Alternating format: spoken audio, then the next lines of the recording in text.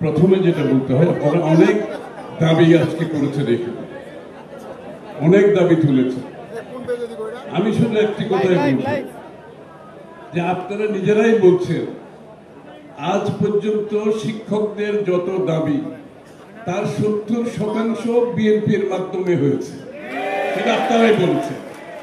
সুতরাং দাবি তোলার প্রয়োজন নাই। তো আপনাদেরকে আগামী দিনে শিক্ষা ব্যবস্থায় যে তারেক রহমান সাহেব যে রূপান্তরমূলক বাংলাদেশের শিক্ষা ব্যবস্থাকে ঢেলে সাজানোর প্রোগ্রাম নিয়েছেন, আমাদের 31 দফার মধ্যে যেটা আছে বিস্তারিত কাজ হয়েছে এটার উপরে, এটাকে বাস্তবায়ন আপনাদেরকে করতে হবে, আপনাদেরকে সহযোগিতা করতে হবে।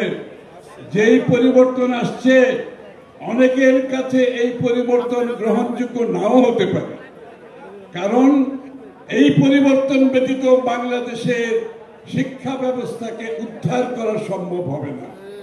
আপনাদের সহযোগিতা করতে হবে, আপনাদের দাবি দেওয়ার দরকার নাই। আপনাদের দাবি দেওয়ার সাথে শিক্ষকদের স্বার্থের সাথে বিএনপি ওতপ্রোতভাবে জড়িত। আপনাদের স্বার্থের সাথে বাংলাদেশে গণতান্ত্রিক ব্যবস্থা ওতপ্রোতভাবে জড়িত। বাংলাদেশে যদি গণতন্ত্র প্রতিষ্ঠিত না হয়, শিক্ষকদের দাবি দেওয়া শুধু নয়, আপনাদের সম্মান, শিক্ষা ব্যবস্থায় নীতি নৈতিকতা, শিক্ষাঙ্গনে আপনি যদি পরিবেশ ফিরিয়ে আনতে না পারেন, এটা গণতন্ত্র ব্যতীত আর কোন পথে সম্ভব নয়, যেটা আমরা গত 10-15 বছর দেখেছি ইতিমধ্যে। সুতরাং গণতন্ত্রের যে লড়াইয়ে তারেক রহমানের নেতৃত্বে আমরা জাতি এগিয়ে যাচ্ছি, সেটা আপনাদেরকে মাথায় রাখতে হবে।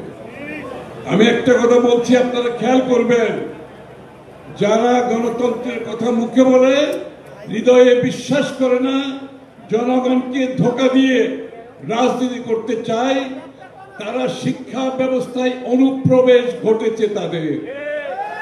আপনাদের চোখ কান খোলা রাখতে হবে। আগামী নির্বাচনকে সামনে রেখে এই শিক্ষাঙ্গনে অনুপ্রবেশকারীদের আপনাদেরকে খেয়ালে রাখতে হবে, আপনাদেরকে সজাগ থাকতে হবে। আগামী নির্বাচনে এই সমস্ত অনুপ্রবেশকারীরা যাতে নির্বাচনকে কোনোভাবে প্রভাবিত করতে না পারে, আপনাদের সকলকে ব্যাপারে সজাগ থাকতে হবে।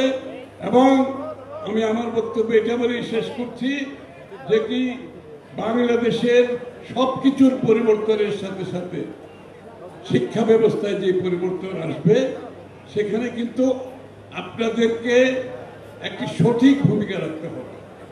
কারণ এই পরিবর্তনে আমাদের কারিগরি শিক্ষা প্রবর্তন করতে হবে, আমাদের শিক্ষাঙ্গনে শিক্ষার পরিবেশ আনতে হবে।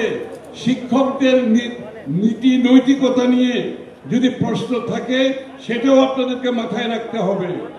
সুতরাং এইসব মাথায় রেখে যে পরিবর্তনের কথা জনাব তারেক রহমান সাহেব জনগণকে আজকে আশান্বিত করছে, পরিবর্তনের মাধ্যমে এটা আপনাদের সকলের ঐক্যবদ্ধভাবে এগিয়ে আসতে হবে এবং নির্বাচনকে মাথায় রেখে, গণতন্ত্রকে মাথায় রেখে তার মাধ্যমে এটা বাস্তবায়ন সম্ভব। একটি নির্বাচিত গণতান্ত্রিক সরকার ছাড়া এটা কোনোদিনও বাস্তবায়ন সম্ভব নয়। সবাইকে ধন্যবাদ।